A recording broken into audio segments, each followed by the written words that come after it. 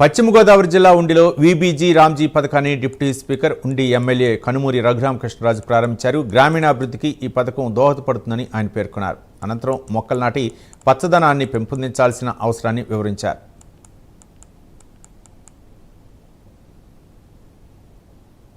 దేశవ్యాప్తంగా వీబీజీ రామ్జీ కార్యక్రమం ప్రారంభమైంది.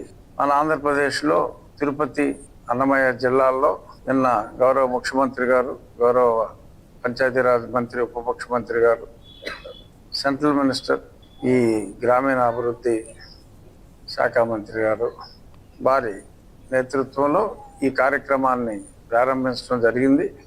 ఇది ముఖ్యంగా మన నియోజకవర్గానికి చాలా ఉపయోగకరమైన కార్యక్రమం.